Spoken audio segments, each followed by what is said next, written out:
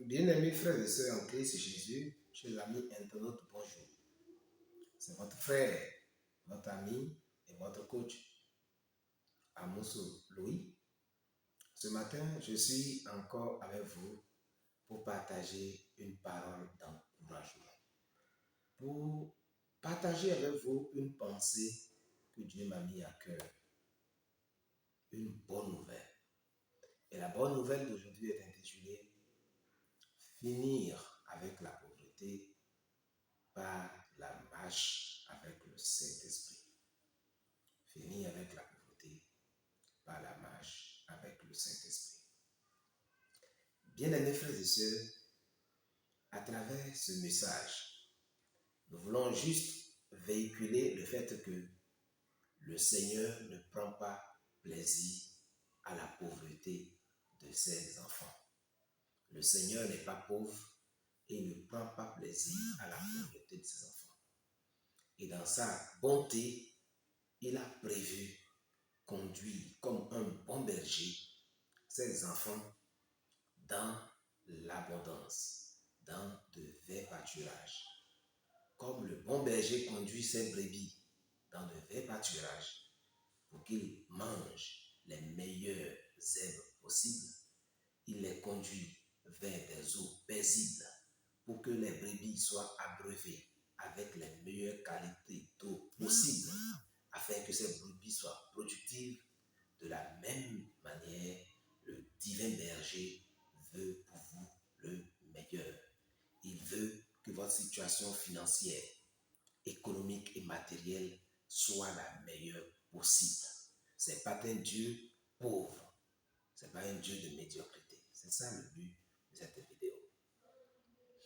Alors, pour fonder cette pensée, nous allons voir Psaume 23, verset 1, et nous allons voir Jean, chapitre 10, le verset 10. Que nous dit Psaume 23, verset 1? Le Psaume 23, verset 1 dans la version Louis II dit ceci. L'Éternel est mon berger, je ne manquerai de rien. L'Éternel est mon berger, je ne manquerai de rien. Ces propos sont ceux du célèbre roi David. Et vous savez combien de fois David était quelqu'un qui aimait le Seigneur.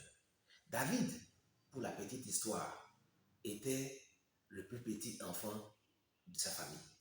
Et il avait été choisi comme berger.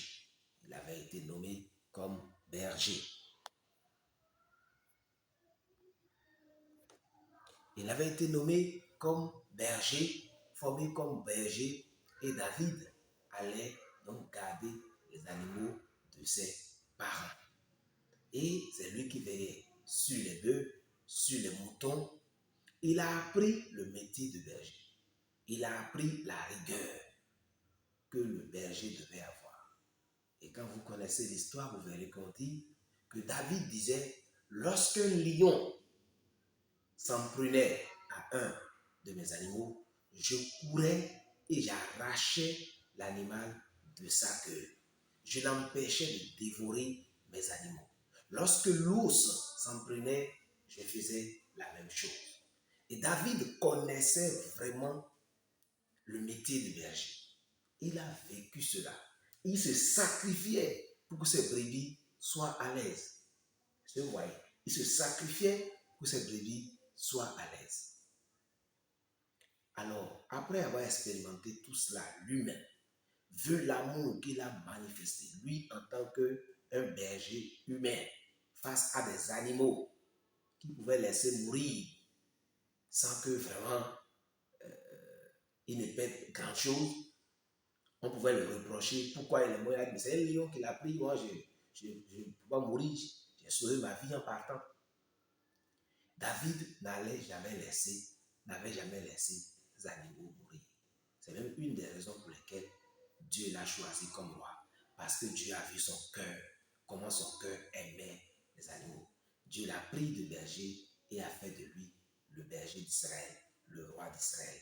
Et il a été un très bon roi, un roi juste, un roi compatissant, un roi guerrier, un roi qui a délivré Israël de ses ennemis dans la période où David était roi. Bien mes frères et sœurs, si David a dit après, l'Éternel est mon berger, je ne manquerai de rien, c'est qu'il a expérimenté la provision divine. David, quand il a été oint pour devenir roi, nous voyons dans l'histoire que Saül a commencé par le combattre.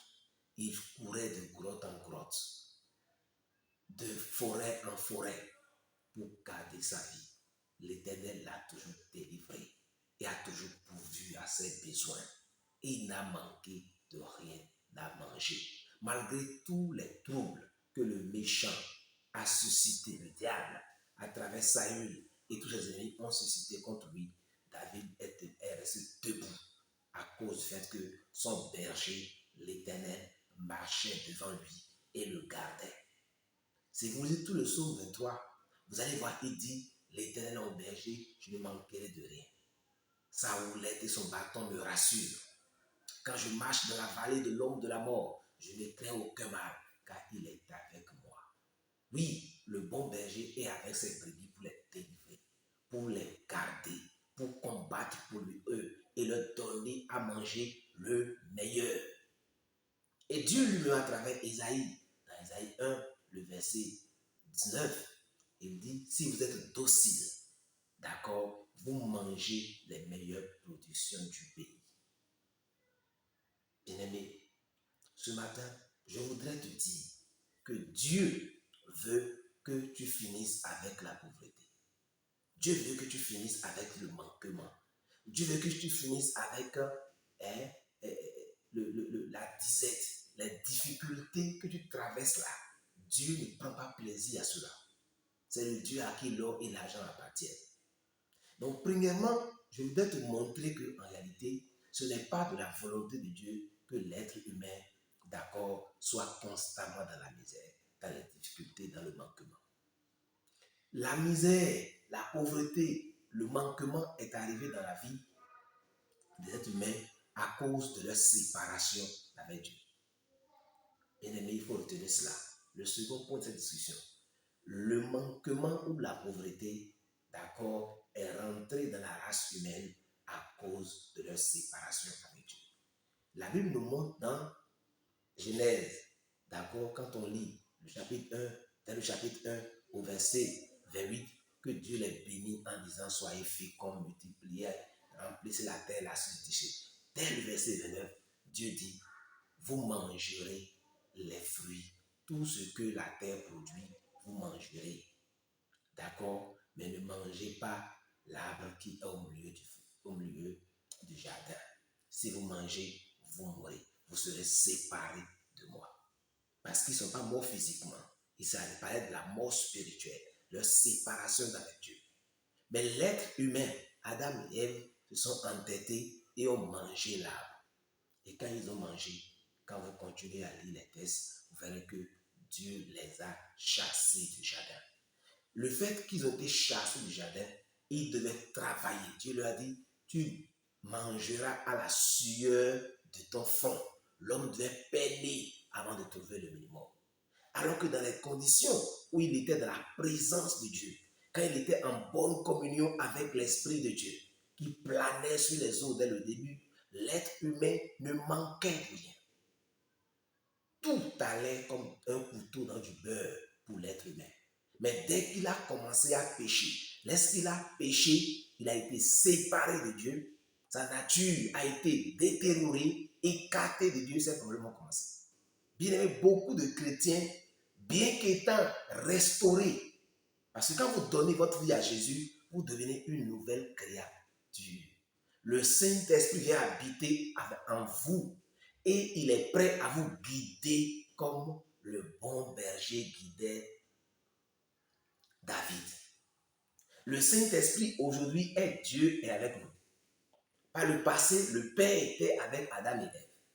Après, le Fils est venu et est resté avec les disciples, rien ne leur a manqué. Quand on leur réclamait l'impôt, Jésus disait, va faire, jette ton filet, attrape tel poisson, ouvre son ventre, tu trouveras, alors tu leur donneras pour payer ton impôt. Les disciples ne manquaient de rien quand Jésus était là. Jésus est parti, il dit, je m'en vais. Je vous enverrai quelqu'un, vraiment qui va faire mieux que moi. Ce que je vous ai dit là, il va mieux vous enseigner. C'est lui qui va vous conduire dans toute la vérité. C'est un conducteur, c'est un consolateur. C'est lui qui va vous protéger. C'est lui qui va vous enseigner qui est le Père. Il va mieux vous enseigner. Lui sera en chacun de vous. Oh, moi, je ne peux pas être en chacun de vous. Je ne peux pas être partout à la fois. Lui sera partout à la fois en quiconque me confessera. Bien-aimé, si tu as confessé Jésus-Christ, c'est que le Saint-Esprit habite en toi. Tu es un enfant de Dieu. Un enfant, d'accord, à l'essence de son Père. Et la preuve que nous sommes enfants de Dieu, c'est la présence du Saint-Esprit en nous. Et le Saint-Esprit en nous nous fait marcher en nouveauté de vie. Nous conduit à vivre une vie de victoire. Et il nous conduit pour que nous ne manquons de rien.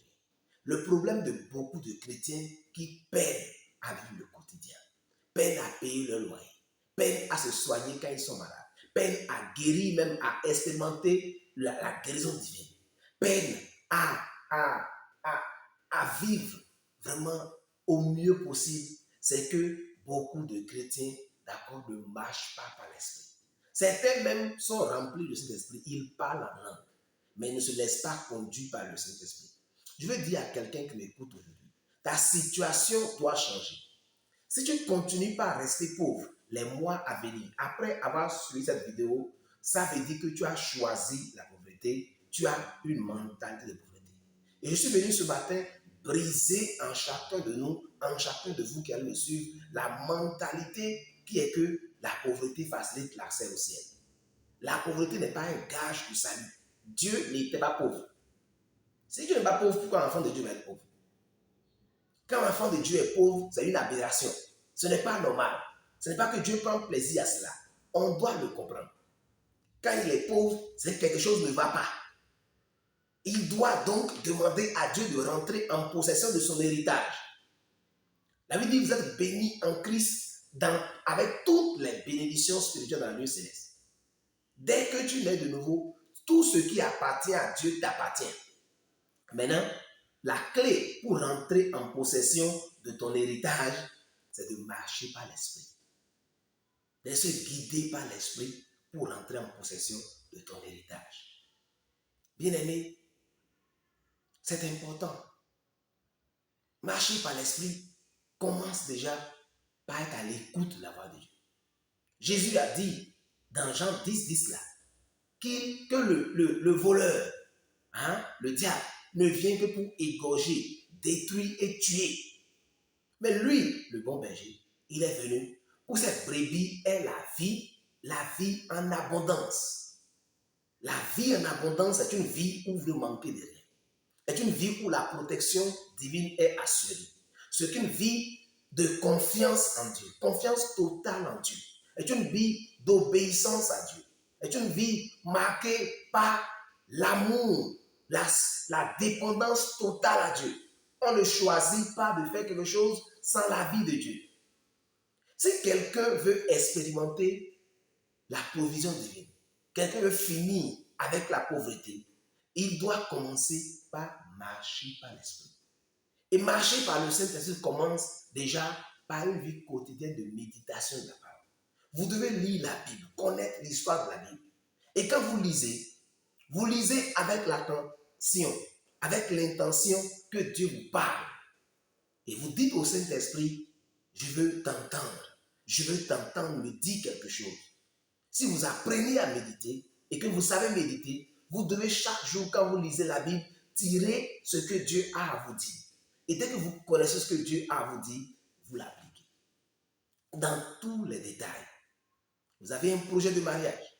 Vous avez un projet d'investissement dans un business. Seigneur, est-ce que tu veux? Que penses-tu de cela? Et vous attendez jusqu'à recevoir clairement dans votre cœur la pensée de Dieu. Le quitus de Dieu. Attendez de recevoir le quitus de Dieu avant de vous lancer. Si vous écoutez Dieu, si vous écoutez le Saint-Esprit et agissez par le Saint-Esprit, vos projets ne joueront pas. Beaucoup de chrétiens marchent selon le courant de ce monde, selon le vent de ce monde. Quand le monde dit on va à gauche, ils vont à gauche. Quand le monde dit on va à droite, ils vont à droite. Ils raisonnent selon les mentalités de leur ethnie, alors qu'ils sont en Christ des citoyens du ciel.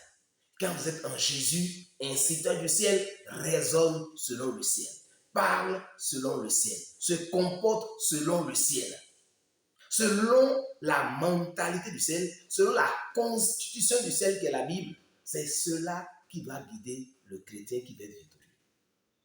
Je vais juste dire à quelqu'un, si vous voulez expérimenter la providence divine, la bénédiction divine, vous voulez finir avec le manque, finir avec la pauvreté en cette année et dans les années à venir, vous devez faire comme Isaac. Genèse 26 nous raconte l'histoire d'Isaac. Isaac était comme beaucoup de chrétiens d'aujourd'hui. Il copiait ce que ses parents faisaient. Il copiait ce que les hommes faisaient. Ce que la science disait. Ce que l'expérience des études, l'expérience de l'âge donnait de faire. Et il y avait la famille. Et comme un bon père de famille, il a voulu faire comme son père, partir en Égypte, là où il y a le bien-être pour pouvoir s'en sortir. Mais Isaac s'en allait quand Dieu a parlé à Isaac. Isaac reste à Guérard. Mais si Guérard était bien, Isaac ne voudrait pas partir en Égypte. Isaac a écouté la voix de Dieu de son père et non l'expérience de son père. Il est resté à Guérard. Il avait dit l'année là, Isaac a semé. Il a fait l'agriculture. Il a travaillé la terre. On dit, il a récolté 10 fois ce qu'il devrait récolter. Alléluia. Cet homme devient riche, de plus en plus riche et fort riche. Il y a plein d'autres exemples. Des gens qui ont fini avec la pauvreté, qui ont fini avec la misère, qui ont fini avec le péché, qui sont bien mariés, qui sont devenus excellents dans le ministère, juste en marchant par le Saint-Esprit. Alléluia. Écoutons le Saint-Esprit et non les expériences humaines. Quand Isaac a écouté l'Esprit de Dieu qui lui a parlé, Isaac est devenu très riche. Vous qui m'écoutez aujourd'hui, vous pouvez finir avec le manquement. Vous vous habiller comme vous voulez. Manger les repas qui vous plaisent. Payer votre location à temps sans être menacé, embêté par le propriétaire. Vous pouvez aller construire votre propre maison parce que vous avez la possibilité. Vous pouvez envoyer vos enfants dans les meilleures écoles. Porter les chaussures qui vous plaisent, les pagnes de valeur. Vivre une vie décente, une vie honorable, une vie de plaisir, glorifiant Dieu dans votre cœur, votre corps, votre âme, sans être embêté, sans en vouloir au monde. Bien aimé, beaucoup de gens disent, ah, vos dons peuvent rendre riche. Et il est allé au Nigeria pendant un gris-gris, il est devenu riche. Ces gens-là, ils ont obéi à Satan. Ils ont observé des préceptes du diable. Et le diable les a enrichis. C'est vous aussi. Si le diable peut rendre riche, Dieu peut vous rendre riche. Dieu n'aime pas la pauvreté. Bien qu'il aime le pauvre, il n'aime pas la pauvreté. C'est pourquoi, dans la Bible, il y a plein de dispositions que Dieu donne pour que les plus forts aident les plus faibles, pour qu'il n'y ait pas de pauvres dans l'assemblée, pour qu'il n'y ait pas de misère dans l'assemblée. L'église primitive était une église où les plus forts aidaient les plus faibles, pour que tout le monde quitte la pauvreté. Ce message que je viens de donner ce matin, tu peux finir avec la précarité, finir avec la pauvreté en marchant par l'esprit. Si tu as compris ce message, sache premièrement que la pauvreté, c'est le fait de manquer de nécessaire, des besoins de chaque jour, des besoins nécessaires, manquer de ressources. C'est ça la pauvreté. Deuxièmement, la pauvreté et la misère sont la résultante de la séparation avec Dieu. Et si vous êtes séparé avec Dieu, vous ne pouvez pas réussir comme il se faut. Si vous êtes réconcilié avec Dieu après avoir donné votre vie à Jésus, vous avez intérêt à rejeter tout ce qui est lié au péché. La maladie, la pauvreté, le doute, le péché, tout ça ça vient du diable. Et vous devez rejeter tout ça. Savoir que Dieu veut votre bonheur, Dieu veut votre aisance. Croire que Dieu peut le faire et marcher par le Saint-Esprit pour rentrer dans votre héritage. Comme dans Isaïe 45, il a dit à Cyrus, je prendrai ta main pour aplanir les chemins, mon Dieu, pour briser les portes d'airain, pour casser les verrous de fer. Je te montrerai les trésors cachés et les richesses enfouies, et tu sauras que je suis ton Dieu. Dieu veut prendre ta main. Nous sommes dans une saison où Dieu parle prophétiquement. Et ce que je te dis, c'est la façon prophétique que je te dis. Ceux qui m'écoutent et qui appliqueront ce que je dis, qui marcheront par l'Esprit dans les mois à venir, dans les années à venir, vont dire, frère, tu es un prophète. Tu as parlé et ce que tu as dit là, c'est Dieu qui a dit et j'ai été béni. Ma situation a changé, mon mariage a été réconforté, mon mariage a réussi, mon business a changé de statut. Aujourd'hui, je vis dans l'aisance par ton ministère. Que Dieu te bénisse et te fortifie. Seigneur, merci pour ce message. Que ton esprit saisisse ceux qui ont écouté et qu'ils soient bénis et qu'ils soient restaurés. Que le joug de la mentalité, le joug de la mentalité de pauvreté soit brisé sur le peuple de Dieu au nom de Jésus. Les paresses, les lourdeurs, la négligence, la désobéissance soit brisée. Que ce fardeau soit brisé, ôté de nos vies, pour que nous marchions par l'Esprit et que nous soyons victorieux. C'est votre frère Amos Louis. Si vous avez été béni par ce message, soyez gentils. Partagez-le à vos contacts. Partagez-le à tous ceux qui voient, que vous voyez ont besoin d'un type de message. Partagez-le. Cliquez sur j'aime. Mettez-moi une pouce, j'aime. Donnez un petit commentaire dans la vidéo. Ça nous encourage et ça fait la promotion de notre chaîne. Merci beaucoup. À bientôt. Je vous aime.